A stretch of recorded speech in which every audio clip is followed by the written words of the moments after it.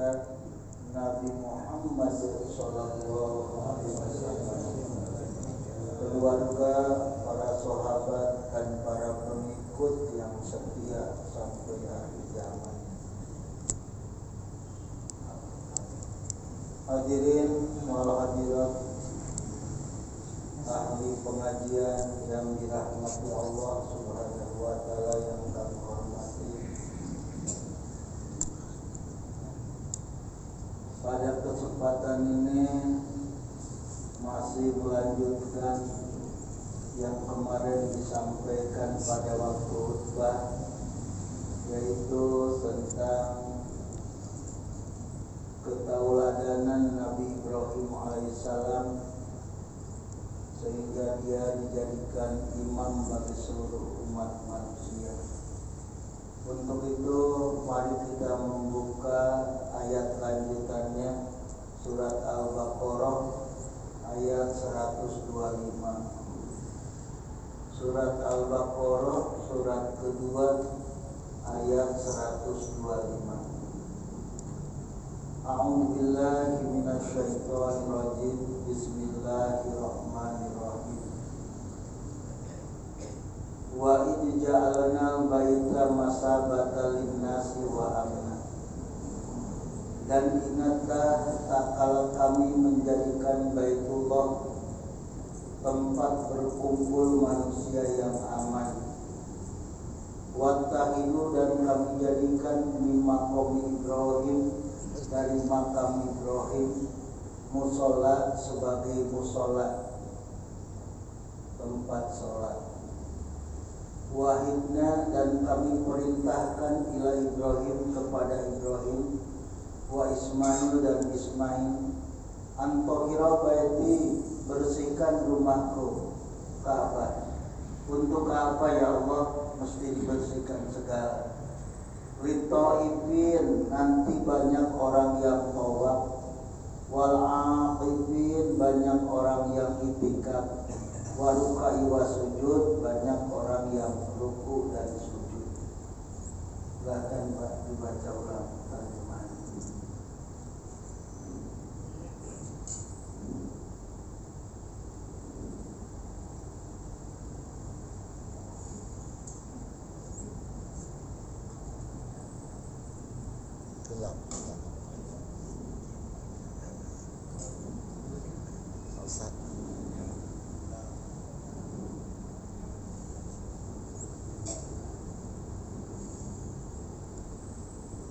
Bismillahirrahmanirrahim. Dan ingatlah ketika kami menjadikan rumah Ka'bah tempat berkumpul dan tempat yang aman bagi manusia, dan jadikanlah maqam Ibrahim itu tempat sholat. Dan telah kami perintahkan kepada Ibrahim dan Ismail, bersihkanlah rumahku untuk orang-orang yang tawaf, orang yang iktikaf, orang yang ruku, dan orang yang sujud.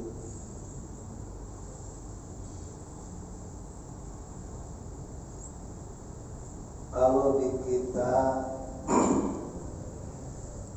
banyak saat ijabah, saat-saatnya diijabahnya doa. Tapi di Mekah sana banyak makom ibadah, banyak tempat-tempat diterimanya berdoa, makom ijabahnya doa. Pertama, saat ijabah itu misalkan sholat tahajud malam hari. Nah, itu setelah sholat kita berdoa, itu saat ijabah, saatnya diijabah. Tapi kalau di Mekah sana banyak tempat diijabahnya doa. Di mana saja? Wa ij'alna baita masabata lin-nasi wal amna. Dan ingatlah tak kala kami menjadikan Ka'bah Baitullah sebagai tempat berkumpul manusia yang aman. yang bepergian dari sekitar Ka'bah tetap dilindungi, dijaga, tidak diganggu orang, karena wibawa Ka'bah. Ka'bah tempat berkumpul yang aman. Semurka-murkanya Israel tidak akan berani melepaskan roketnya ke Ka'bah, karena tahu dulu waktu Raja Abraha mau menyerang Ka'bah, datang burung ababil di rumah bagaikan daun yang dimakan ular. Nah, sehingga disegani orang dari dekat Ka'bah tidak akan mendapat gangguan pergi berdagang di musim dingin atau di musim panas. Dalam Al-Quran dinyatakan, surat Al-Qur'an,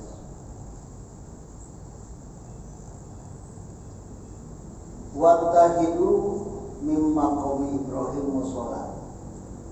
Maqam Ibrahim sekarang sudah jadi musola, tempat sholat.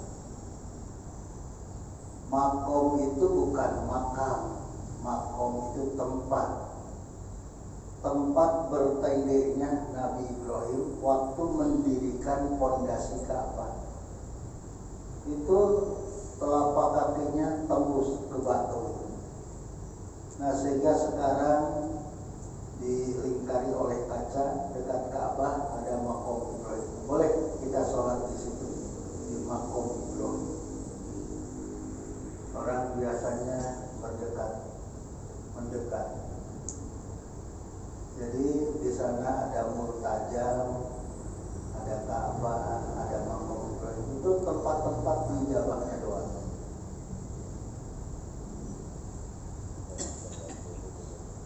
Kemudian aku perintahkan kepada Ibrahim dan Ismail, amtohiro baiti, tolong kau bersihkan rumahku ini, Ka'bah.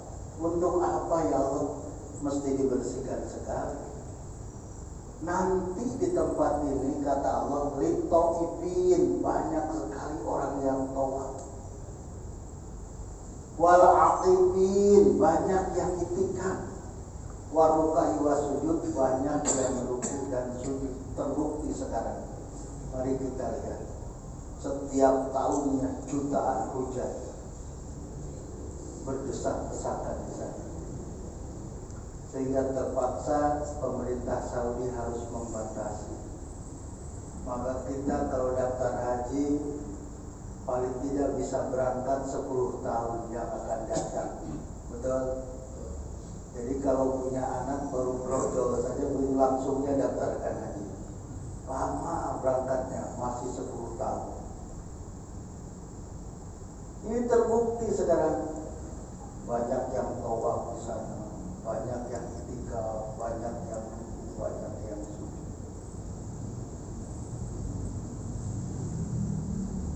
Sekarang mari kita melihat Nabi Ibrahim setelah bersih Ka'bah dengan sekitarnya, Masjidil Haram telah dibersihkan, seraya angkat tangannya untuk berdoa kepada Allah.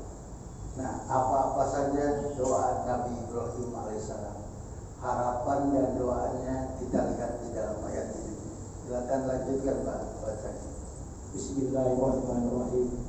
Dan ingatlah ketika Ibrahim berdoa, ya Tuhanku, jadikanlah negeri Mekah ini negeri yang aman, dan berilah rezeki berupa buah-buahan kepada penduduknya, yaitu di antara mereka yang beriman kepada Allah dan hari kemudian.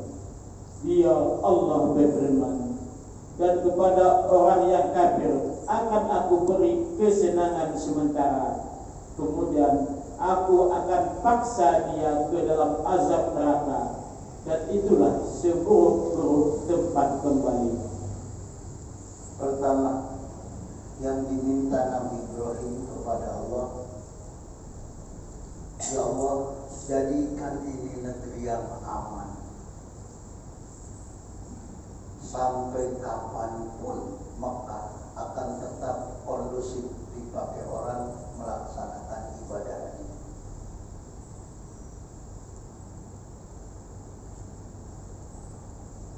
Satu hari kejahatan yang terjadi di sana berbanding 12 tahun di Amerika.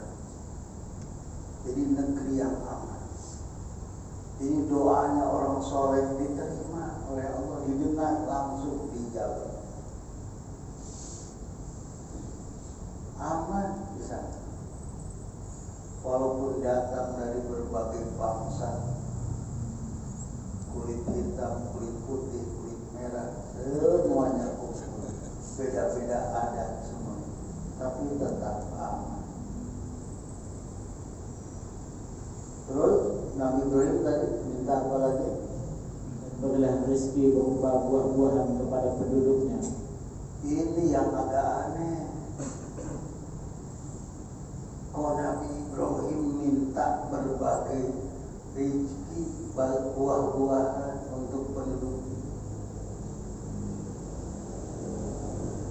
Ya Allah karuniakan penduduknya berbagai rezeki, yaitu buah-buahan. Aneh, kenapa aneh? Kami lihat dari Jeddah sampai ke Mekah, sampai ke Madinah, itu cuma hamparan pasir, paling onggokan batu, gitu kan? Malu tumbuh buah-buahan gimana? Tapi tahun 2002, ketika kami pertama naik haji, Pasar Seng itu masih ada. Buah apa yang tidak ada di sana? Pisang segede-gede ini ada, tomat ada, mangga ada. Ternyata orang soleh itu diterima doanya. Buah-buahan ada. Karena panas di sana, untuk memasok jemaah haji yang kepanasan, cocok makan buah-buahan itu. Oh, kamu lihat kembali ayatnya. Oh, Nabi Ibrahim itu minta buahnya, tidak minta pohonnya. Memang tidak tumbuh di sekitar Mekah. Tapi apa yang tidak bisa didatangkan oleh pemerintahan Saudi yang begitu kaya? Datang buah dari mana ke sana? Pantasnya doa orang soleh tetap dijabah oleh Allah. Tapi sayang, Nabi Ibrahim terlalu khusus di dalam berdoanya. Ya Allah, kata Nabi Ibrahim, peruntukan itu buah-buahan bagi orang yang beriman kepadamu dan hari akhir. Ibrahim, jangan begitu kamu berdoa, kata Allah. Tidak apa-apa, orang kafir ikut makan sedikit atau sebentar. Berikan aja, jangan terus lewat urusan makanan. Berikan. Toh nanti akhirnya akan aku kirim dia ke dalam neraka. Jadi sudah ditetapkan oleh Allah untuk orang kafir, silakan. Faliyadhaku qalilan wal yabku katsiran. Silakan tertawa sebentar karena akan menangis seumur hidup di dalam neraka. Udah, kasih aja dulu. Itu saking tawadunya Nabi Ibrahim satu begitu berdoanya. Khususkan ya Allah makanan dan dari buah-buahan itu untuk orang yang beriman kepadamu dan kepada hari akhir. Tak usah begitu ya. Silakan Pak, lanjutkan lagi bacaan. Bismillahirrahmanirrahim. Dan ingatlah ketika Ibrahim meninggikan pondasi Baitullah bersama Ismail, saya berdoa, ya Tuhan kami, terimalah amal dari kami. Sungguh Engkaulah yang maha mendengar, maha mengetahui. Terus. Ya Tuhan kami, jadikanlah kami orang yang berserah diri kepadamu, dan anak cucu kami juga umat yang berserah diri kepadamu. Dan tunjukkanlah kepada kami cara-cara melakukan ibadah haji kami, dan terimalah tobat kami. Sungguh Engkaulah yang maha penerima tobat, maha penyayang. Terus Pak, panjang cerita. Terus Ya Tuhan kami, utuslah di tengah mereka seorang rasul dari kalangan mereka sendiri yang akan membacakan kepada mereka ayat-ayat-Mu dan mengajarkan kitab dan hikmah kepada mereka dan menyucikan mereka. Sungguh Engkaulah yang maha perkasa, maha bijaksana. Oh, ini dia doanya. Pantas Nabi Ismail ketika disuruh disembelih, dia mengatakan apa? Ya abatim al-matum arufa insyaallah minasobi. Wahai Bapak, laksanakan, itu perintah Allah, dan insya Allah Bapak akan menyaksikan kami waktu disembelih dalam keadaan sabar. Ini doanya. Ya Allah, jadikan aku dengan anakku orang yang berpasrah diri kepada ketentuan itu. Coba pasrah nggak Nabi Ismail? Begitu pasrahnya kepada ketentuan Allah. Kalau anak kita bagaimana? Jangankan disuruh disembelih, nah sholat, nah ntar mah 4 sinetron lagi. Ya Allah, 4 sinetron, kapan sholat? Nabi Ismail itu diberitahukan, aku harus menyembelih kamu, nah bagaimana menurut pendapat kamu? Ayah, itu perintah Allah, laksanakan. Ayah akan melihat kamu waktu disembelih dalam keadaan. Itu jawaban anak yang soleh dan cerdas. Kalau cuma cerdas tapi tidak soleh, bagaimana menjawabnya? Paling kalau hanya cerdas, yang pantas disembelih bapak yang sudah tua, kami kan masih muda. Itu kalau anaknya cuma cerdas, tapi ini soleh. Kemudian ya Allah, tunjukilah kepada kami cara-cara melaksanakan ibadah. Doa Nabi Ibrahim. Selanjutnya doa Nabi Ibrahim, ya Allah, utuslah di tempat ini sosoknya orang yang mampu membaca Quran, bisa mengajarkan Quran, kemudian cerdas otaknya menangkap ilmu pengetahuan, dan dia rajin mensucikan diri dengan tahajud. Dijabah tidak? Dijabah tidak, Pak? Dijabah. Lahirlah Nabi Muhammad Sallallahu Alaihi Wasallam. Lihat Nabi Muhammad, pandai membaca Quran, oh pandai.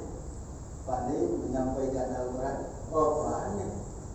Cerdas otaknya menangkap berbagai pengetahuan, cerdas. Rajin mensucikan dirinya dengan jalan tahajud. Nah sekarang Bapak sekeinginan enggak dengan Nabi Ibrahim, ingin punya anak yang begitu enggak? Pak, sekeinginan dengan Nabi Ibrahim? Kalau tidak, itu orang yang bodoh. Teruskan Pak, bukan kata kamu, bukan. Teruskan dulu baca ayatnya. Dan orang yang membenci agama Ibrahim adalah orang yang memperbodoh dirinya sendiri. Dan sungguh kami telah memilihnya Ibrahim di dunia ini, dan sesungguhnya dia di akhirat dia termasuk orang-orang yang soleh. Jadi Nabi Muhammad itu bapaknya Nabi Ibrahim juga, keturunan Nabi Ibrahim alaihissalam dari Nabi Ismail. Dari Nabi Ismail, dari Siti Hajar, itu cuma satu-satunya yang jadi Nabi, yaitu Nabi Muhammad Sallallahu Alaihi Wasallam. Sementara dari Nabi Ishaq, dari Siti Sarah, istri yang pertama, banyak sekali para nabi, sehingga jadi Bani Israil. Saking banyaknya para nabi, akhirnya sekarang jadi manusia paling durhaka, sombong. Israel itu luar biasa.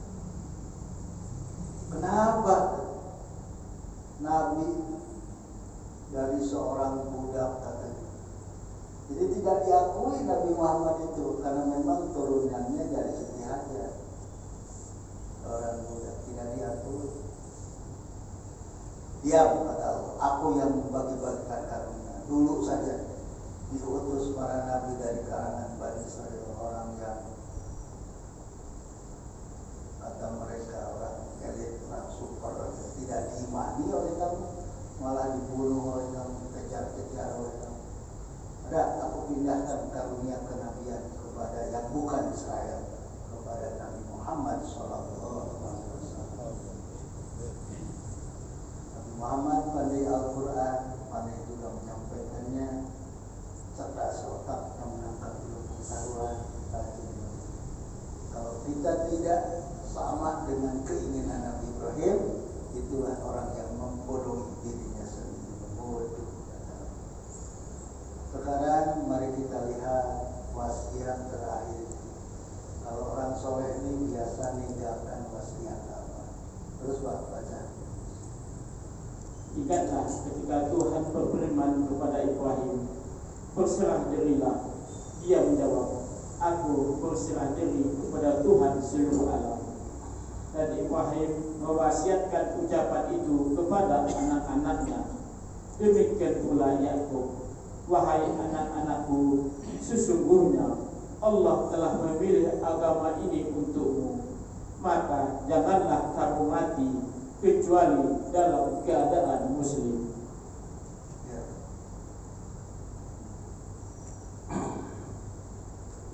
Para bapak, orang soleh ini berwasiat di saat mau meninggalkan dunia. Apa wasiat Nabi Ibrahim? Anakku, Allah telah memilihkan agama ini, Islam. Maka kamu berjuang, jangan sampai mati, melainkan tetap menjadi seorang muslim. Apa di dalam khutbah yang wajib disampaikan oleh para khatib? Ini wala tamutunna illa wa antum muslimun. Tapi sayang, balik kerja sudah capek, masjid ber-AC, waktu nyampaikan ini sudah pada tidur bapak-bapak. Jadi kami ngomong dengan siapa nih? Padahal wasiat sangat penting. Wala tamutunna illa wa antum muslimun. Ini menandakan tidak ada agama dari mulai zaman Nabi Adam sampai Nabi Muhammad. Agama cuma satu, Islam. Gak pernah Allah menurunkan agama lain. Semua penyimpangan dari Islam. Agama itu cuma satu, inna dina indallahil Islam. Ingat, agama yang didoi itu cuma Islam. Kalau agama itu banyak, lalu yang didoinya cuma Islam, Tuhan apa? Tuhan yang jelas begitu. Tidak ada agama. Nabi Isa Islam, Nabi Musa Islam. Itu Yahudi itu bikinan-bikinan mereka saja. Agama itu cuma satu. Dan aneh kalau agama bukan Islam. Islam itu artinya berserah diri kepada Allah secara totalitas. Tuh, semua alam berserah diri kepada Allah. Mana ada makhluk yang tidak turut kehendak Allah? Semua pun mengikuti kehendak Allah. Jadi agama itu cuma Islam. Yuk kita buktikan satu ayat lagi. Agama itu cuma Islam. Buktikan. Terus, apakah kamu menjadi saksi saat maut akan menjemput Yakub ketika dia berkata kepada anaknya, apa yang kamu sembah sepeninggalku? Mereka menjawab, kami akan menyembah Tuhanmu dan Tuhan nenek moyangmu, yaitu Ibrahim, Ismail dan Ishak, yaitu Tuhan yang Maha Esa, dan kami hanya berserah diri kepadanya. Am kuntum syuhada idza hadara Yaqubal maut. Apakah para bapak jadi saksi sedang sakaratul maut? Menyaksikan dan waktu Nabi Yakub sedang sakaratul maut. Ya, kita tidak satu kurun dengan Nabi Yakub. Tapi ada sesuatu yang sangat penting harus diperhatikan ketika Nabi Yakub sakaratul maut. Sakaratul maut itu saat yang paling sulit dan paling sempit, tapi masih mampu itu Nabi Yakub menitipkan yang prinsip.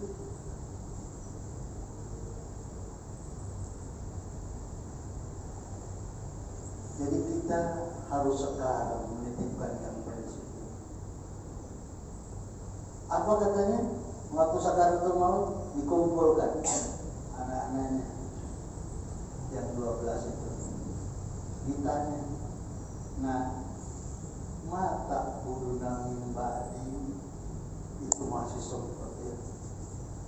Nanya kepada anak-anaknya, anak-anakku, kalau bapak sudah tiada, kamu akan menyembah siapa, nak? Anak-anak Nabi Yakub yang 12 kompak menjawabnya. Sama jawabannya, kolu itu banyak, kolu banyak. Na'budu ilahaka wa ilaha abaika Ibrahim wa Ismail wa Ishaq ilahan wahida. Saksikan ayah oleh ayah, kami semua akan tetap menyembah Tuhan yang disembah ayah, walaupun ayah sudah tiada. Dan yang disembah oleh nenek moyang kita Ibrahim Ismail yaitu Tuhan yang satu. Dan saksikan oleh ayah, wa nahnu lahu muslimun, kami tetap akan menjadi seorang muslim. Meninggallah dengan tenang. Betul. Kita pun pasti begitu. Kalau melihat anak sudah konsekuen, konsisten memegang Islam, pasti meninggal dengan tenang. Ya. Tapi bagaimana dengan kita ini? Bagaimana kalau anak masih lancar uji, sementara kita sudah mendekat aja? Harusnya sekarang sampaikan. Kata Ustadz Jadidin MJ almarhum, mudah-mudahan Allah tetap merahmatinya. Rata-rata orang tua itu bukan itu pertanyaannya sekarang. Waktu sakaratul maut, pertanyaannya apa katanya? Wahai anakku, kalau kamu belum jadi pegawai negeri, kamu mau makan apa? Jadi yang pertanyaan sekarang, mata kuluna min ba'di, bukan mata buduna min ba'di. Kamu akan makan apa? Itu yang dikhawatirkan oleh orang tua sekarang. Bukan urusan akidah, bukan urusan ibadah. Malah maka kuruna mibadi, apa yang akan kamu? Urusan perut mama. Kalau terasa lapar pun bergerak sendiri kakinya. Tapi urusan sholat kalau tidak diluruskan dari sekarang, urusan akidah kalau tidak dibenarkan sekarang, akan bagaimana anak kita?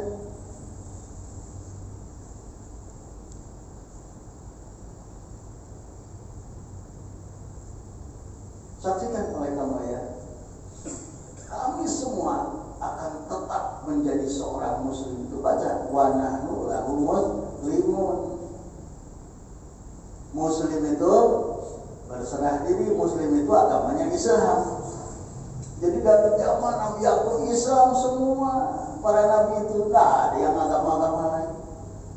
Mana para nabi punya agama lain? Wa nahnu lahu muslimun. Kami semua akan tetap menjadi seorang muslim. Itu semua dari anak. Jadi artinya harus lebih perhatian kepada urusan ibadah dan akidah ketimbang mengejar-kejar isi perut. Kata Sayyidina Ali, ya, orang yang hidupnya cuma mengejar isi perut, harkat derajatnya sama dengan apa yang dikeluarkan dari perutnya. derajatnya kan tidak bernilai kalau cuma ngejar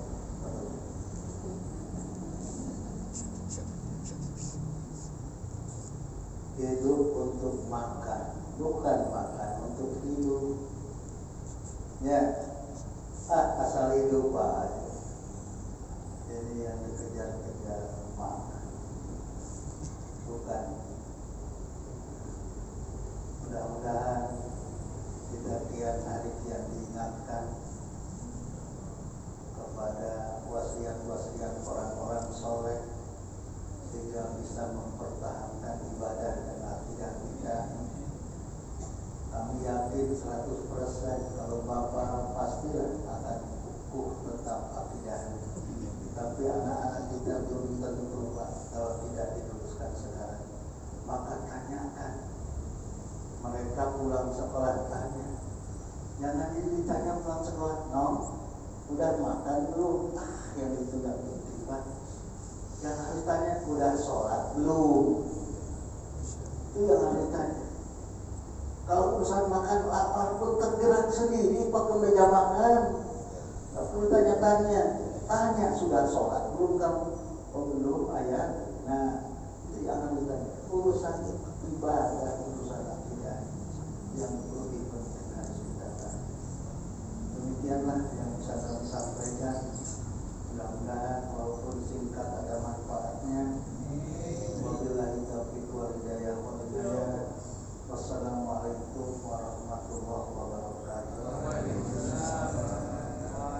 Minggu depan masih Nabi Ibrahim, karena diaku Nabi Ibrahim oleh orang Yahudi beragama Yahudi, oleh orang Nasrani katakan orang Nasrani. Mari kita lihat Quran. Ibrahim tidak pernah jadi Yahudi ataupun Nasrani. Dia seorang Muslim, bahkan seorang Muslim pun yang taat, bukan Muslim yang lemah iman. Jadi tidak. Ya, nanti kita lihat ayat-ayat pada minggu yang ada. Boleh kan diiklankan dulu? Kalau dulu aja ada misbar itu yang ke kampung-kampung dalam dunia. Anda akan menyesal seumur hidup kalau tidak nonton film ini. Bayangkan itu iklannya kan begitu. Nah, maka Anda akan menyesal kalau tidak mengikuti cerita